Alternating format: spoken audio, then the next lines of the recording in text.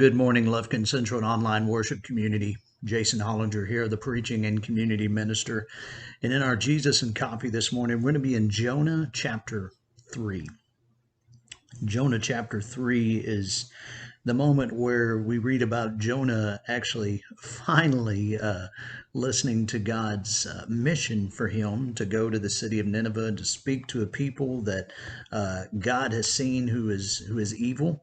And God has a word for them, and He wants Jonah to go. And we're going to read again from, as I said, from Jonah chapter 3. Listen to this. We'll read a little bit, issue our challenge, send you on your way today. The Lord spoke His word to Jonah again and said, "Get up, go to the great city Nineveh, and preach to it what I tell you to say." So Jonah obeyed the Lord and got up and went to Nineveh. It was a very large city. Just to walk across it took a person 3 days. After Jonah had entered the city and walked for 1 day, he preached to the people, saying, "After 40 days, Nineveh will be destroyed." The people of Nineveh believed God. They announced that they would fast for a while, and they put on rough cloth to show their sadness. All the people in the city did this, from the most important to the least important. When the king of Nineveh heard this news, he got up from his throne, took off his robe, and covered himself with rough cloth, and sat in ashes to show how upset he was. He sent this announcement through Nineveh: "By command of the king and his important men, no person or animal, herd or flock will be allowed to taste anything. Do not let them eat food or drink water. But every person and animal should be covered with rough cloth, and people should cry loudly to God. Everyone must turn from evil living and stop doing harm all the time." Who knows? Maybe He will stop being angry, and then we will not die.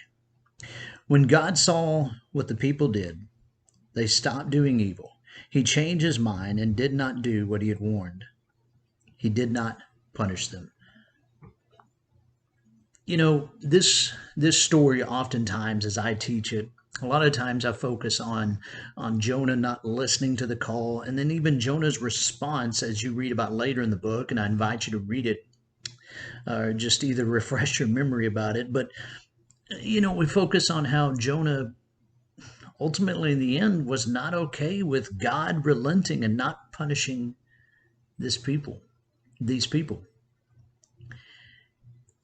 And you see, when I think about this story, and I think about what it teaches us and what it tells us, it serves as a reminder to us that there's two things that I know in life: there is a God, and I'm not Him, right? But you know, when we think of mercy, when we think of love, we think of compassion, we think of grace. Oftentimes we offer it with a "yeah, but."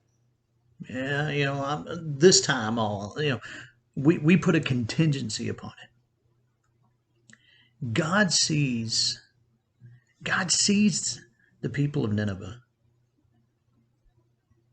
responding to His warnings, and responding in such a way that it's not so much that they don't want to die. It's so much that they've realized what they've become. And you see, when we live out that mission of grace and truth, and when we live out that gospel, that way of offering compassion and forgiveness to others, in spite of what they've done, in spite of what they may look like, in spite of how they may act, but when we offer true grace, true mercy, love and compassion and forgiveness without all the contingencies, see, it's then we are becoming like Christ. We are living. We are being holy as He is holy. So here's my challenge to you today. Find a way to show somebody godly compassion forgiveness without the caveat, without the I'll forgive you if you do this. No. Just a no strings attached forgiveness. You want to start a rebellion? You want to start a movement? You want to start a cause? You want to get people going? You want to get people thinking? Now there's a way to change. There's a way to impact communities, lives, homes, the world. Is it going to start with you? Is it going to start with me? How about it starts with all of us?